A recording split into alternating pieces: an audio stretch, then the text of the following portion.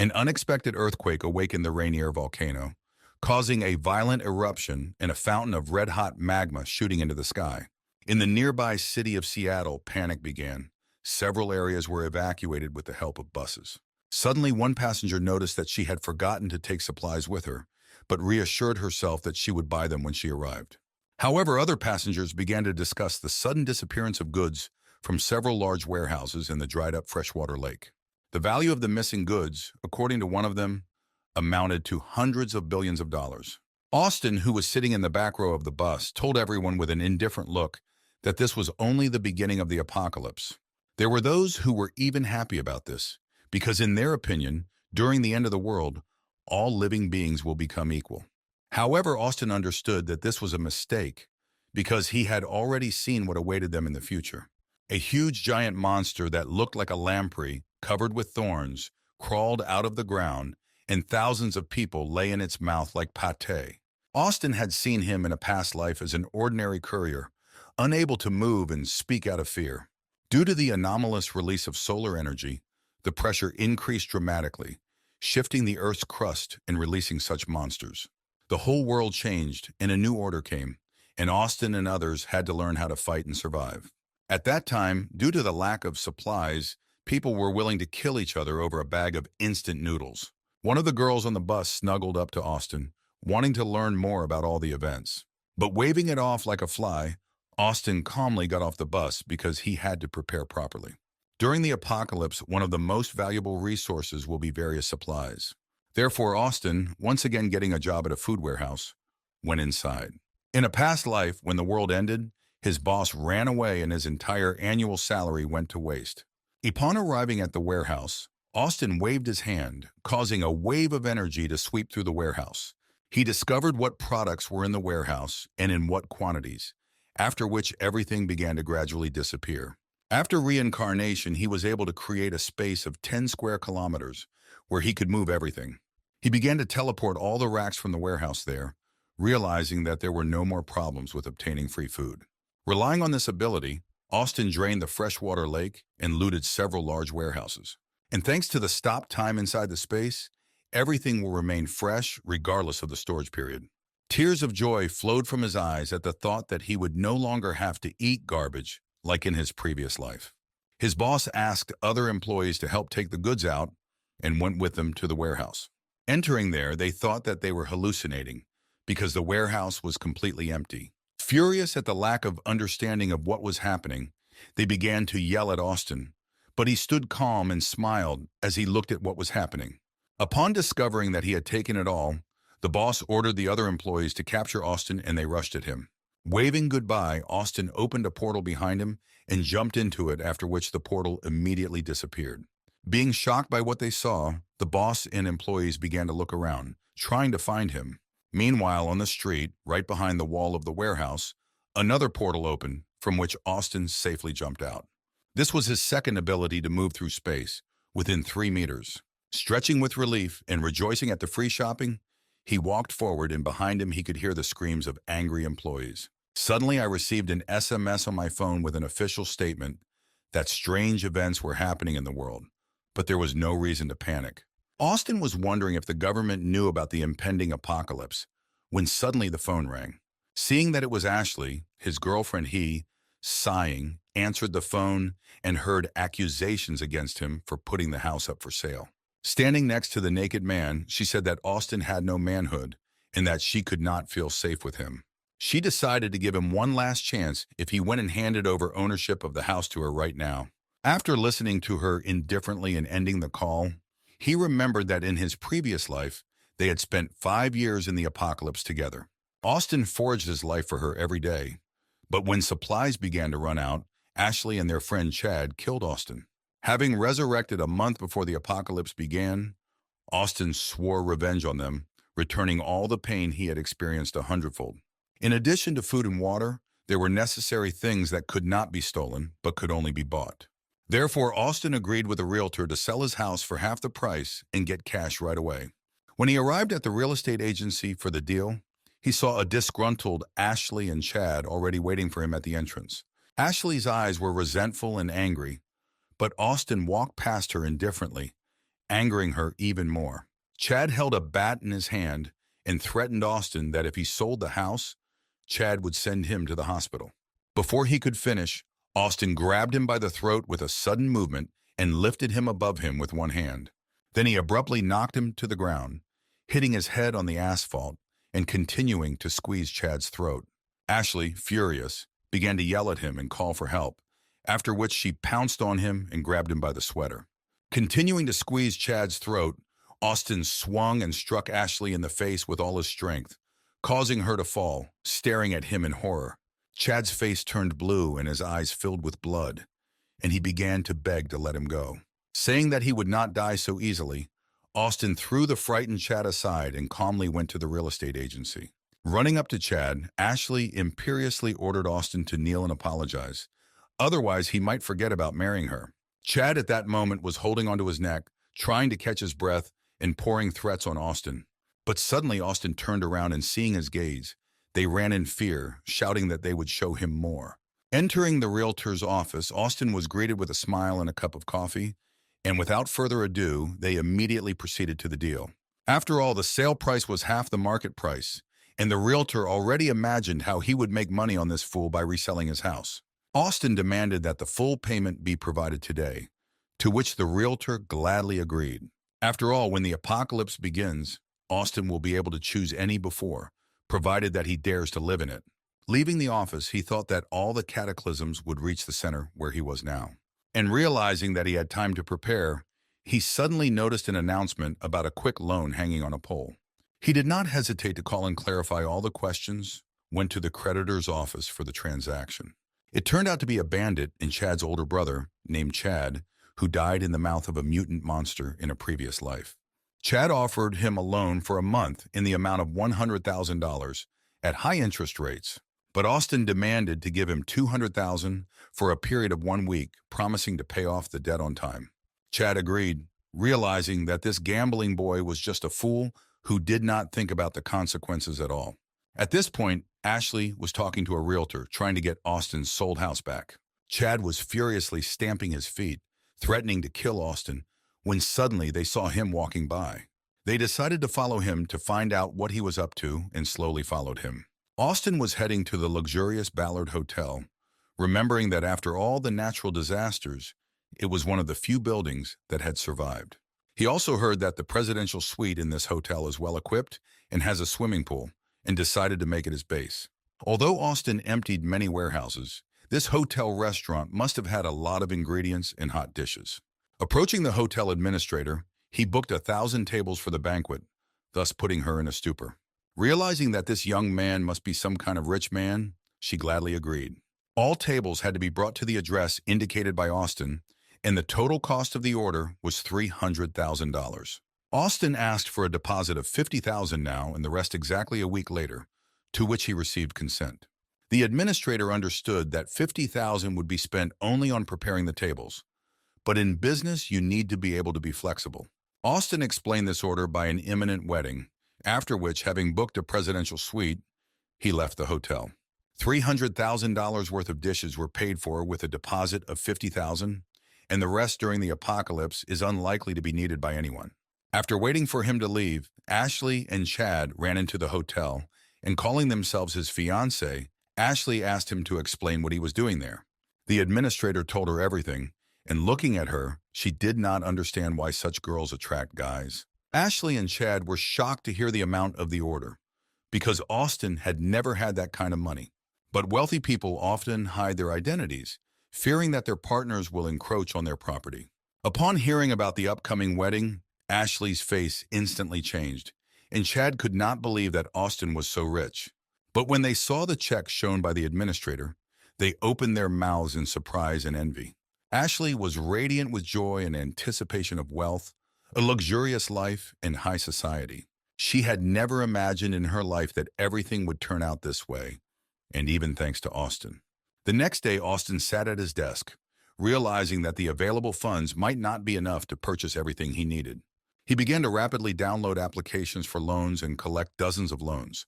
Having received loans totaling $1 million, he collapsed on the bed, exhausted and satisfied. After a short rest, he decided not to waste time, because there was still a lot to buy. Fireplaces, ice makers, ice blocks, and smokeless coal could not be purchased in regular stores, but fortunately they could be ordered. Austin called and placed an order for 2,000 tons of coal, agreed on the price, and received consent to make a deposit of $100,000. He also ordered everything else, after which he immediately went to make a deal. As he walked out of the entrance, he saw Ashley and Hannah, her friend, with whom he was constantly discussing Austin behind his back.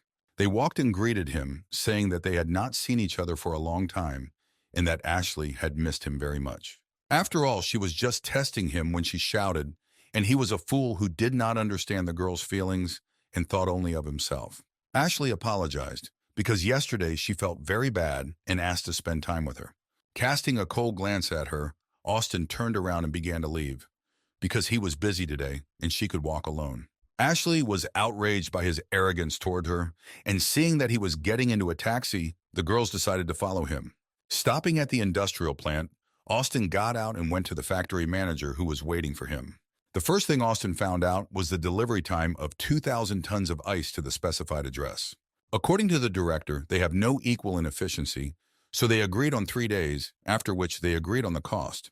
They also agreed to make a deposit and pay in full in a week, after which they made a deal.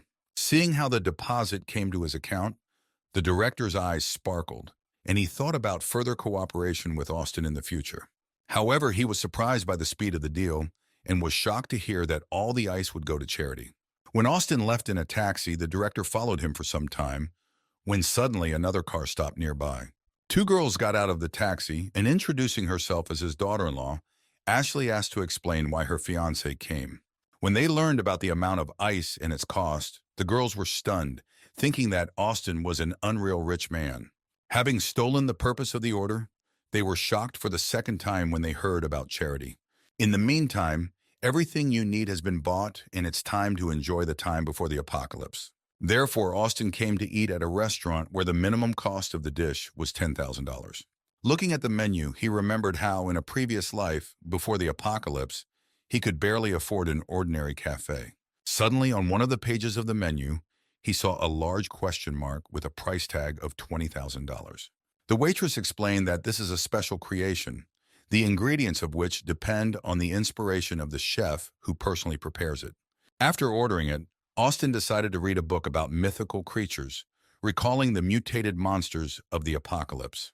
For example, the monstrous serpent from the book was similar to a mutated serpent that Austin had personally encountered in a past life.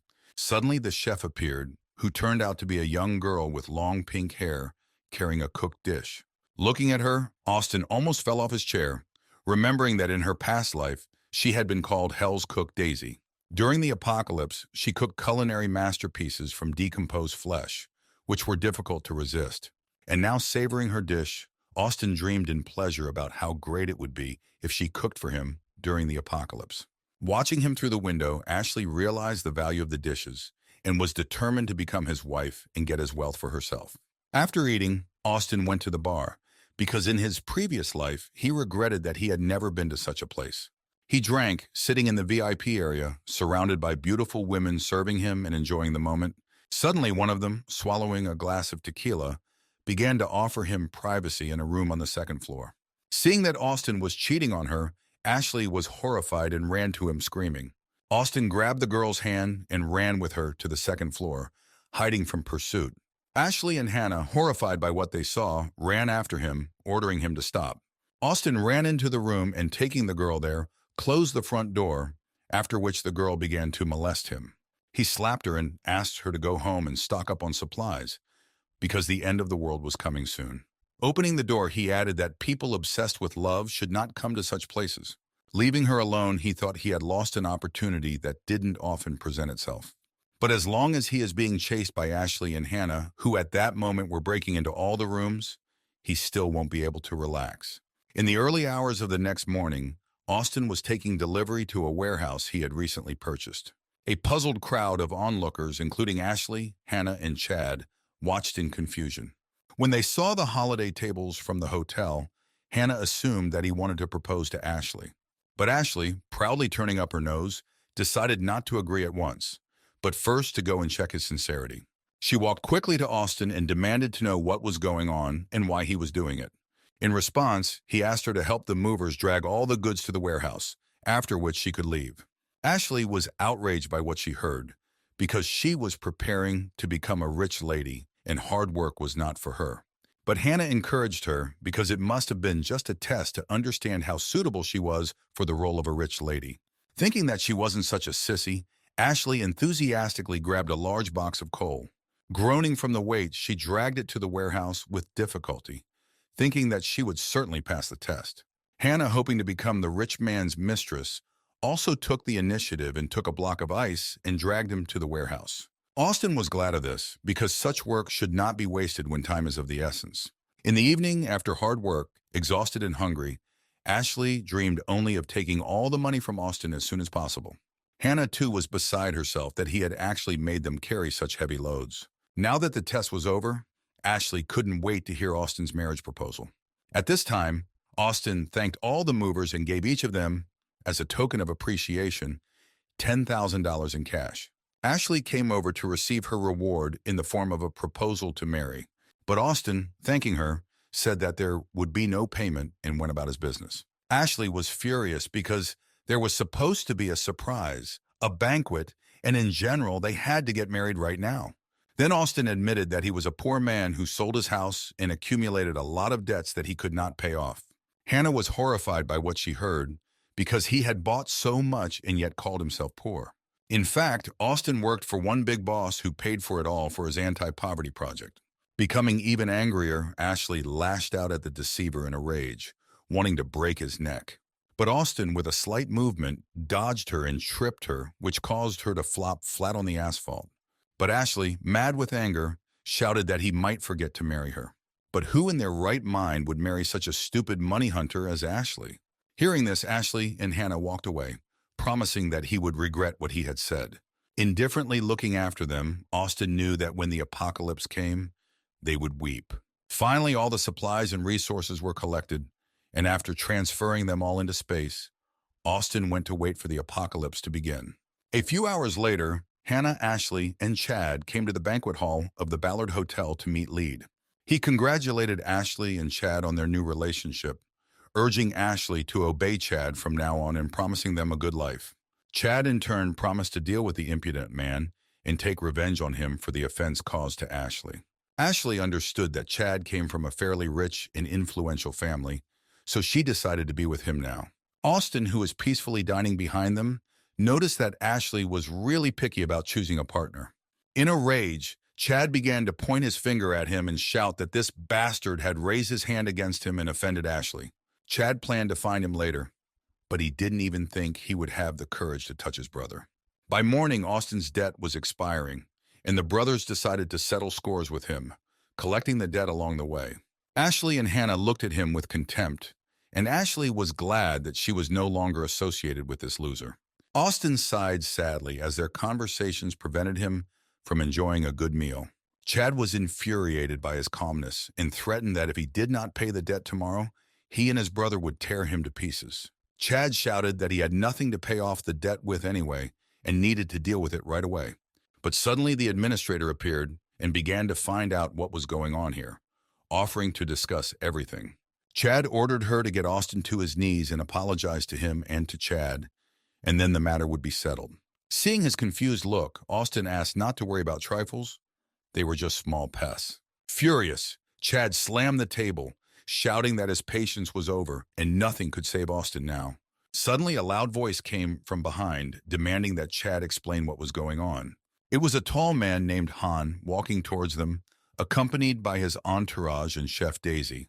He had a meeting at the hotel today, and he had threatened Chad not to cause trouble, or he would be in trouble.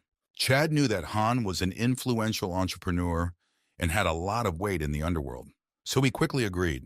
But Austin knew him from a past life as a skull crusher, the main force of Seattle, who also commanded Daisy. The mutations that gave Han great power first happened at this hotel, and Austin intended to get this power for himself. Han appreciated Austin's gaze, which was fixed directly at him, causing a strange awe inside. After that, Han and Daisy went to Mr. Gordon, who was staying in one of the suites. Daisy thought that Gordon wanted to discuss something with her, But as soon as they entered, he showered her with compliments and handed her a glass of wine. A pill that had not yet completely dissolved was floating in the glass, and Daisy realized that she was trapped. Meanwhile, glass in hand, Austin stood outside the large window of his room, recalling the events of the future apocalypse. He had no idea that now that he had left Ashley, she would run after him, but it was an opportunity to settle scores. That night turned out to be hot, and Chad and his brother decided to go to the outdoor pool to cool off. At their invitation, Ashley and Hannah came to the pool, surprised by the unusually large and bright moon. Chad called this moon a testament to his love for Ashley, but she only wanted to take a dip in the cool pool. Realizing that their love would soon explode and looking thoughtfully at the moon, Austin held out a glass and made a toast at the end. After that, the moon suddenly lit up with a bright reddish glow. It became as light as day, and the temperature outside began to rise rapidly. Trapped in a red-hot furnace, the four of them rushed back to the hotel, screaming in unbearable pain. People in the hotel, seeing a bright day outside the window, were confused and shocked by what was happening. Ashley, Hannah, and Chad, red as a tomato, rushed through the door of the hotel to escape the heat. In a panic, they began to look for cold and water to cool themselves down a little and cool their red-stained skin. When they saw a large aquarium, they piled on it and knocked it over on themselves, shrouded in the long-awaited coolness. At that moment, Chad walked through the door of the hotel, lagging behind due to his heavy weight, covered in blisters and burns. Shortly before, Daisy refused to drink the wine offered by Mr. Gordon, and Han offered to go to the banquet. But Gordon began to insist that Daisy drink the wine, looking at Han angrily. She knew that Han had deliberately led her into a trap to get closer to Mr. Gordon. After all, Gordon thinks he's invincible, hurting a lot of women, and today he's targeting her. She knew that she should not drink wine under any circumstances, but she was powerless to do anything. Suddenly, from the window behind her, a bright red glow appeared, and the temperature in the room began to rise sharply. After curtaining all the windows, Han and Gordon decided to go down to the hotel lobby and find out what was happening. The administrator tried to calm down all the residents, saying that rescuers were already going after them. Fred, a friend of Han's, informed Han and Gordon that the temperature outside was above 70 degrees Celsius and that many had been injured. Then Gordon called the minister and asked to send a car for him. But in confusion, he ended the call. After all, the minister was now busy with other issues, and due to the difficult situation, the car will not be able to come. Chad groaned in pain as his gang unsuccessfully tried to treat his burns with sunscreen. He urgently needed to go to the hospital, and then he decided to call his friend Ron to come and pick them up. Ron was in the underground parking lot at that moment, and after receiving Chad's message, he quickly drove to the hotel. But as soon as he drove outside, he was blinded by the bright light of the moon and was shocked by the bright day in the middle of the night. Suddenly, his tires exploded from the high temperature of the asphalt, and Ron jumped out of the car in disbelief. He ran forward, calling Chad along the way and saying that he would not be able to come now. While he was talking, the sole of his sneakers melted due to the temperature of the asphalt, and he collapsed on the road. Suddenly in front of him, he saw the half-burned corpse of a man, with peeling skin and horror frozen on his face. Ron tried to get up, but suddenly felt a sharp pain tearing off the skin of his face stuck to the hot asphalt. Chad, Ashley, and Hannah heard Ron's heart-rending screams from the phone, who was roasting as if in a hot frying pan. Meanwhile, in Austin's presidential suite, the temperature did not rise above 25 degrees, thanks to air conditioning. Austin slept peacefully in the large bed, enjoying the soft mattress and watching beautiful dreams. Due to the sudden release of heat from the moon, the air temperature outside rose to 70 degrees, and the temperature of the ground exceeded 100 degrees, which led to almost 100 victims, as mentioned in the news. Suddenly, the power plant exploded from overheating, leaving all of Seattle without electricity. Realizing that Ron, Chad, and Chad with the gang checked into the only available room of the hotel, Ashley and Hannah, who were with them, demanded a separate room, but there were no more rooms available. Suddenly, to everyone's horror, the electricity went out and the temperature in the hotel began to rise rapidly. Everyone began to take off their clothes. It was necessary to come up with something, because in such stuffiness, you could suffocate. Ashley suddenly remembered that Austin's presidential suite had a swimming pool and offered to occupy it. At the time, Austin was swimming, remembering the first time he had experienced a power outage. This happened due to improper maintenance, And no matter how much effort was invested later, everything went to waste. This was one of the main reasons why Austin chose a room with a pool, protected from the heat. He also prepared vertical air conditioners and large backup batteries that provide coolness and electricity. In addition, Austin placed blocks of ice around the perimeter, which also helped to reduce the temperature to the optimum. Lounging on the couch with a glass in his hand, Austin enjoyed a comfortable stay in his room. Hungry, he opened a portal to the space and began to choose food from a wide variety of chic dishes. Deciding that the first breakfast in the apocalypse should be simple, he took rice, soy sauce, and fried bacon. Suddenly, there was a knock at the door and Ashley's voice was heard, demanding that the door be opened immediately. When Austin opened it, Chad and those behind him were swept away by a pleasant breath of freshness that drove the heat-dying guests crazy. Chad screamed heartily when he saw the ice and ordered Austin to get out of the room immediately. Ashley and Hannah, beside themselves with heat and anger, supported Chad, calling Austin selfish and demanding to let them in and leave. Rushing inside, Chad yelled that he would privatize the room for himself to pay off the debt. With a quick movement, Austin took out a pistol and shot into Chad's huge stomach. At the same time, Austin urged not to approach the entrance. Otherwise, he would shoot him. Ashley, Hannah, and Chad stood there, afraid to move, horror on their faces and incomprehension as to where Austin got the gun. Enraged, Chad conceded defeat, screaming in pain, calling Austin a cruel man. Austin then fired another shot, shooting Chad in the leg, who began to scream in unbearable pain and beg for mercy. Austin began to count to 3, ordering these non-entities to get out of his sight if they cared about life. At this time, Khan and his friends indignantly shouted at the receptionist when they learned that the hotel had run out of all food. He found out that a few days ago, someone had booked 1,000 tables for a banquet for which almost all the food was spent.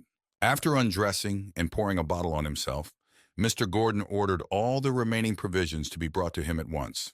The hotel guests, hearing this, began to be indignant, but the bandits threatened that they would kill them all. Suddenly, Chad's gang appeared, dragging the barely movable boss and shouting that there was a killer up there. Ashley screamed heartily about the air conditioning, ice, electricity, and delicious food that the killer was hiding in his house. All the guests crowded around her with questions, after which they headed to the presidential suite, demanding to share with them. Gordon asked Han and his friends to stand up and sort things out, using force if necessary. Opening the door, a wave of coolness swept over the crowd of new guests, spreading over the body like oil. People began to beg Austin to let them in, appealing to his sensitivity and kindness. And a child from the crowd suddenly saw fried chicken. Forgetting about everything in the world, he ran to the room to the coveted chicken, splattering the drool of those around him. Swinging his leg, Austin kicked him in the stomach, sending him flying through the crowd of shocked guests. The angry crowd rushed at Austin with shouts, intending to throw him out of the room. But suddenly a shot rang out, and the bullet went through the crowd, piercing through the head of one of the guests. Everyone froze, and Austin, holding his gun at gunpoint, asked them to stand in line if they decided to die, after which everyone ran back. Suddenly, the whole hotel was shaken by the desperate cry of Chad, whose brother died of bullet wounds and was left outside. He was infected and quickly began to rot from the heat, which led to death. Surveillance cameras were placed near Austin's room, transmitting images to him. Ashley and Hannah were posing in front of one of them, begging to be let inside, when suddenly the door opened and Austin invited them in. Suddenly, Chad appeared, and furiously throwing the girls to the sides, rushed at Austin to kill him. Adding that they could enter but would be killed immediately, Austin swung and hit Chad in the face with a bat, throwing him aside. Terrified, Ashley and Hannah wailed that it was also nice outside and they didn't want to go in. Austin then asked them to disappear immediately, after which they took Chad, who was passed out, and ran away. At that moment, an armored car on tracks with tinted windows drove up to the entrance to the hotel. Everyone thought that this was the long-awaited rescue squad that had come for them. Stopping at the entrance, the military got out of the car and, entering the hotel, asked for Academician Mason. Upon finding him, the military gave him a protective suit and asked him to follow them, which infuriated the rest of the people. Then it was explained to them that at midnight, the temperature would drop and they could get to the rescue station in Kirkland on their own. The crowd began to rejoice, and Gordon attacked the military, demanding to get him out of here immediately and promising $1 million for this. Twisting it, the military explained that only academician Mason, an expert in geology, would be rescued now. Suddenly, Ashley grabbed the soldier, begging him to save them from the killer who was hiding upstairs. Liam, the squad's second in command, then took off his helmet and asked the crew to wait for him while he dealt with the killer. Taking off all his protective suit, he began to climb upstairs, having only a machine gun with him. Ashley waited in anticipation for him to kill Austin so that she could take the presidential suite and wait there for rescue. Walking down the hallway, Liam hid around the corner, thinking of an attack plan, when suddenly he saw a camera looking at him. Suddenly, a grenade flew out of the room, which exploded, blinding Liam and emitting tear gas. While he was recovering and clearing his throat, Austin came up from behind and knocked him out, hitting him on the head with a bat.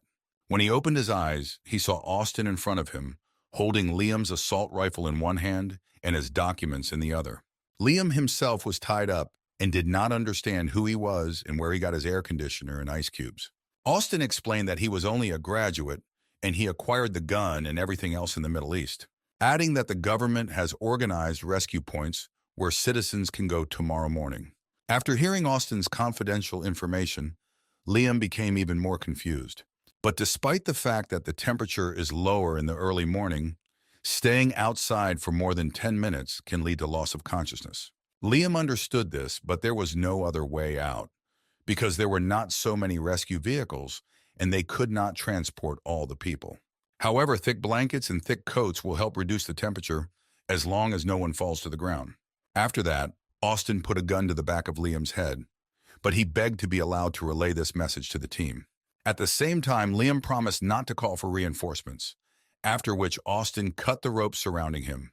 Austin respected his work and promised to let him go this time, but if he tried to do stupid things again, he would be killed. Liam asked if he was afraid of reinforcements, to which Austin nodded silently at the ceiling. Looking there, Liam was horrified to see a dangling machine gun with several CCTV cameras. As soon as Austin activates it, everyone in the room except Austin himself will be immediately shot. Now they still had no time to deal with him, and Liam, having collected his things except for the machine gun, went back. Hotel guests were shocked to see a disarmed soldier heading towards the car. Enraged, Gordon punched Han, calling him a useless trash who couldn't do anything. Fred was furious at Gordon's behavior, but Han besieged him, saying that they would need Gordon's connections to restore order in the future. Suddenly, Austin appeared nearby, surprised that in times of chaos, Han still dreamed of order. Fred wanted to attack Austin, but Han stopped him, intending to listen to him. Saying that he wanted to make a deal with them, Austin poured a bucket of ice onto the table. Seeing the ice, Han and Fred felt the coolness emanating from it, and their eyes darkened. Fred screamed at Austin, but the muzzle of the machine gun resting on his neck stopped him. Han apologized for Fred's behavior and offered to continue talking about the deal. After talking, Han and Fred were enjoying the ice, dreaming of how they would take over this guy's room in the future. Suddenly, Gordon appeared and kicked Han back with a kick to the stomach, shouting that it was his ice. After taking everything from them, he saw Daisy sitting to the side, who was in no hurry to undress despite the heat. He decided to take advantage of the situation and take her by force, after which he abruptly grabbed her by the arm and dragged her with him. But suddenly, Khan appeared in front of him and, asking him to stop, stuck the knife in Gordon's throat, so that even the handle went inside. Gordon collapsed to the floor, and Han agreed with Austin's words that chaos had already arrived. Now this hotel was under the command of Khan, and all guests had to leave it in the morning. Looking at everything from the balcony, Austin recalled how in the past Han was the head of all of Seattle. After a while, Han greedily drank water with ice in front of Ashley and Hannah, who begged to share with them. Saying that they also belonged to him now, the Khan threw a bucket of water into them. The Khan planned to stay in the hotel for the time being, since the rescue station was far away, and it was not known whether anyone would be able to get there. As for Ashley and Hannah, they were planned to be left in case cannon fodder was needed. So when they were about to leave with everyone in the morning, Fred threw the blanket off them, reminding them that they now belonged to Khan. The rest set off, covered with blankets and exhausted, because the Khan did not give them any water or supplies. Barely moving their legs from the heat and fatigue, they felt the heat emanating from the ground through the boards nailed to the sole. One grandmother stumbled and, unable to resist, fell, sprawled on the ground, and her skin instantly stuck to the hot concrete. She screamed loudly, asking for help, and slowly roasting, but at such a time, everyone thought only of themselves. Like her, many also began to fall, desperately calling for help, but the rest continued to follow without looking back. The bodies of Chad and Gordon were lying in the hall when suddenly Chad opened his eyes, which were covered in blood, and slowly began to get up. Watching this, Austin recalled how in the past he also went to the rescue station, only without a blanket, and how many people died along the way. At that moment, Ashley shouted that this was not the best place to do it and suggested that Fred go to the room. Suddenly breaking through that glass railing, the walking corpses of Chad and Gordon rushed in, their skin red and emitting steam. Han, Chad, and Fred were standing in a daze upon seeing them, when suddenly Chad wondered if they would turn into zombies after being bitten. Then Han took him by the neck and threw him at the zombie, offering to test his theory in practice. Chad's back was burned by contact with them, when suddenly Austin appeared, holding a katana at the ready. Han was happy to see him, because if he killed the zombies, then they would kill him and take over the room. Austin knew that corpses exposed to the light of the sun did not become zombies or spread a virus, but rather turned into demons. They retain some memories or attachments from a past life and become guided by them. At that moment, Gordon's demon passed by him, as if he had not noticed, and rushed towards Khan. Perhaps it was because Han had killed him, and now the demon was driven by a desire for revenge. And Chad was heading towards him, his red-hot hands outstretched, because it was Austin who killed him. Dodging the attack of the demon Chad, Austin rushed towards Gordon and jumped nearby, swinging his katana. After having Gordon, he saw a cannonball fall out of his head, which can give a superhuman physique. Pushing the demon Chad aside the bandits, Austin jumped onto the balcony and ran away, waving goodbye. Taking the barely alive Chad by the neck, Khan threw him at the demon, thus protecting himself from him, after which the bandits began to attack. Crystal cores periodically appear in the heads of demons and mutant beasts, and are very rare. After thoroughly cleaning the core of the kernel, Austin threw it into a glass filled with whiskey and drained it in one gulp. In this way, the body absorbed the energy of the core and received a charge that tore Austin's clothes to shreds and made him invulnerable. Meanwhile, after defeating the demon Chad, Han furiously kicked him because the bandits had spent all the available water on him. Fred grabbed Hannah and began to molest her, but she screamed that she would tell her how to defeat Austin if she was released. Ashley was horrified to hear from her that she was Austin's fiancée and that if she heard her in front of him, he would definitely open the door. Then, gritting her teeth, Ashley agreed to help, on the condition that she be given a piece of meat to eat. The meat from the refrigerator had long since gone bad, so Han gave Ashley a knife, nodding at Hannah and adding that everything was in her hands. Ashley was scared at first, but then she took the knife and looked at Hannah, who had just framed her. She slowly walked toward her, and Hannah began to yell that they were like sisters, and she couldn't do that. But this was self-deception, because the main thing is survival, and besides, Hannah offered to use Ashley as bait. Asking her not to blame, Ashley stabbed Hannah several times in the stomach, screaming in anger. Seeing her genuine thirst for murder, even such notorious scoundrels as Han and Fred broke out in a cold sweat. Throwing Hannah's lifeless body on the floor, Ashley screamed that as soon as she ate, she would get up and drink Austin's blood. Han ordered Fred to find Daisy to cook Hannah's meat, as they needed the strength to defeat Austin. During this time, Austin gained physical-type abilities, his muscles and strength grew, as well as his resistance to heat. Suddenly, Daisy knocked on his door, horrified by Khan's request, and decided to take a desperate step and hide at Austin's. Based on his past life memories, Austin was already thinking about recruiting her and looking for an opportunity. He made it clear to her that his resources are limited and they have just met, so he can't take her just for her pretty face.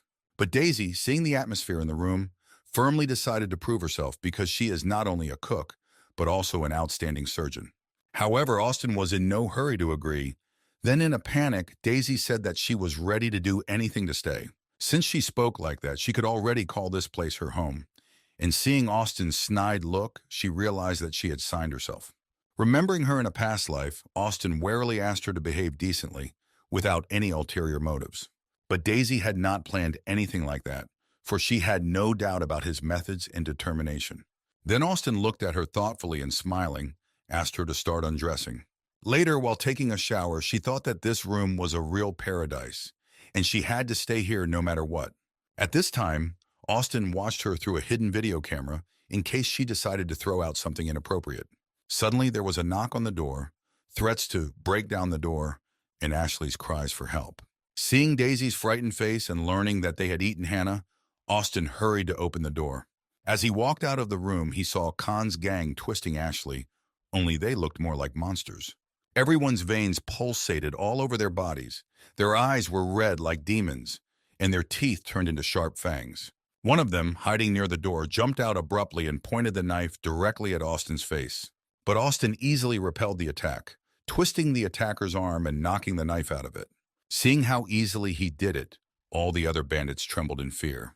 At that moment, Ashley broke free from her grip and charged at Austin, screaming for help.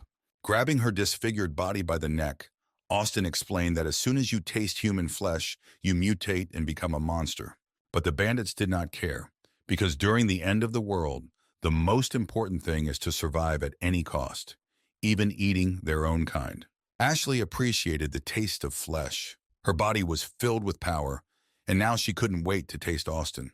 She tried to hit him, but Austin, to the surprise of the bandits, sent her on a long flight with a light kick. Flying through the entire corridor and breaking through the window, she flew out into the street and began to fall, but managed to grab the edge of the window. Hanging on one arm, she grunted with anger, dreaming of getting to Austin and tearing him to pieces. Feeling a sharp and strong heat, it dawned on her that she was in the open sun and her body began to slowly bake. The bandits rushed at Austin, deciding to attack at the same time so as not to give him a chance to draw his gun. But Austin managed to get it out with a lightning movement and put one bullet in the head of one of the bandits. After becoming monsters, their speed, strength, and reaction times increased, and they spread out to attack from different directions. The two attacked from the side, and Fred jumped up and fell on him, swinging his clawed paw to strike. But suddenly Austin was next to him and, grabbing his head, slammed it into the floor with a sharp movement, almost piercing him through. Another thug swung a knife, but Austin snatched it, slashing his head and the bandit standing next to him. Only Han remained, who attacked him in a rage, shouting and swinging his fist. But Austin easily dodged and grabbed him by the neck and slammed Han against the wall, breaking through it. Suddenly, a demon jumped out of the window, shimmering like red-hot magma, with a long tail and spikes on its back. Not immediately, but Austin recognized in this fiend of hell Ashley, who was transformed under the influence of the sun and became a demon. It was a great opportunity to make her suffer, and Austin, in anticipation of revenge, suggested that she leave if she didn't want to die. Daisy, standing on the sidelines, was shocked by Austin's power, who single-handedly killed Han's entire gang and himself. However, she could feel the dangerous aura emanating from Demon Ashley and knew that it was an opponent of a different level. Then taking a whip, she went out and offered her help because she wanted to be useful and stay with Austin.